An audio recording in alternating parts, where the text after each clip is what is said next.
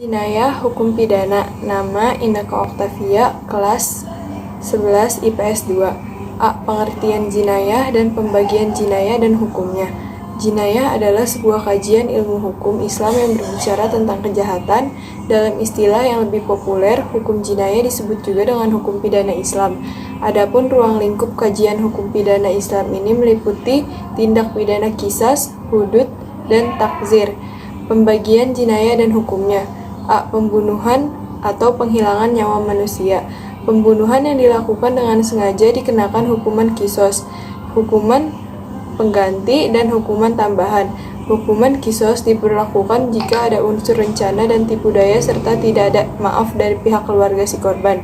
Jika pihak keluarga memaafkan, hukum penggantinya adalah diat mughaladzah dan dibayar tunai. Kemudian apabila sanksi qisas atau diat dimaafkan, hukuman penggantinya adalah takzir.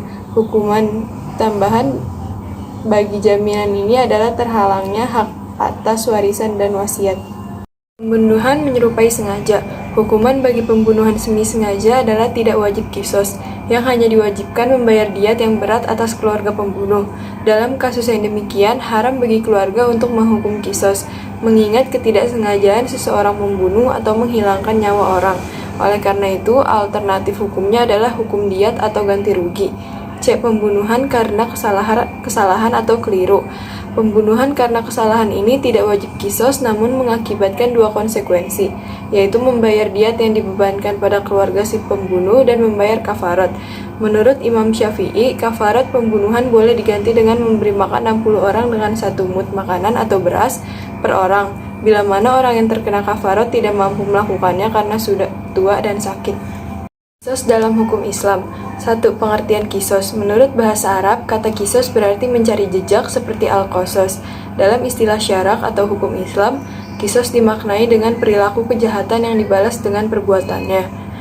2. Dasar hukum qisas. A. Al-Quran. Dalam surah Al-Baqarah ayat 178. B. Hadis riwayat Muslim 2414 dari Abu Hurairah. 3. Syarat-syarat qisas. A. Pembunuh atau pelaku kejahatan adalah seseorang yang mukallaf, yaitu berakal dan balik. B. Ada faktor kesengajaan untuk membunuh. C. Dilakukan secara langsung oleh pembunuh. D. Ikhtiar atau bebas dari paksaan. E. Adanya 2 saksi yang benar-benar melihat kejadian perkara. Pembunuhan oleh massa. Apabila ada beberapa orang secara bersama-sama melakukan pembunuhan terhadap seseorang, mereka seluruhnya terkena hukum qisas dengan syarat-syarat perbuatan satu orang dari perbuatan tersebut apabila dilakukan sendiri dapat mematikan. 5. Qisas anggota badan. Pembalasan penganiayaan terhadap anggota badan tubuh harus saling seimbang. Misalnya tangan dibalas tangan, tidak boleh memotong kaki jika yang dikenai tangan. 6. Hikmah hukum qisas. A. Perbuatan-perbuatan kriminal yang menjadikan qisas, misalkan pembunuhan dan memotong anggota badan akan berkurang. B. Menegakkan keadilan di tengah masyarakat sebagaimana dijelaskan firman Allah SWT dalam surat Al-Maidah ayat 45. C. Qisas dijadikan sebagai tindakan preventif atau pencegahan bagi masyarakat yang menyaksikan pelaksanaan qisas tersebut. C. Diat dalam hukum Islam. 1. Pengertian diat. Diat adalah sejumlah harta benda yang wajib ditunaikan kepada pihak korban sebagai denda akibat tindakan kejahatan, baik pembunuhan maupun pelukan dan pemotongan anggota tubuh seperti mata, hidung, telinga, dan lidah.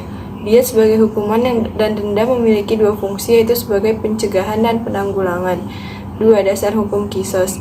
A. Al-Quran dalam surah Al-Baqarah ayat 178. B. Hadis riwayat Muslim 3185.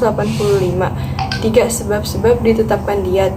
A. Pelaku pembunuhan atau perusak anggota tubuh melarikan diri dan pembayaran diatnya dibebankan kepada keluarganya.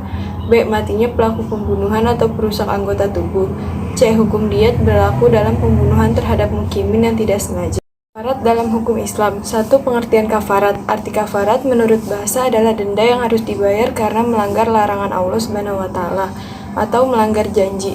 Menurut istilah syarak, kafarat berarti tebusan atau denda yang wajib dibayar oleh seseorang karena telah melakukan perbuatan yang dilarang oleh Allah. Kafarat bagi orang yang membunuh adalah memerdekakan hamba sahaya atau budak yang Islam. Jika tidak mampu memerdekakan budak, ia wajib berpuasa selama 2 bulan berturut-turut. Kafarat yang disebabkan membunuh binatang buruan ketika melaksanakan ihram adalah mengganti binatang ternak yang seimbang atau memberi makan kepada orang-orang miskin atau berpuasa. Menganalisis ketentuan jinayat dan hikmahnya. 1. Menghargai hak hidup seseorang.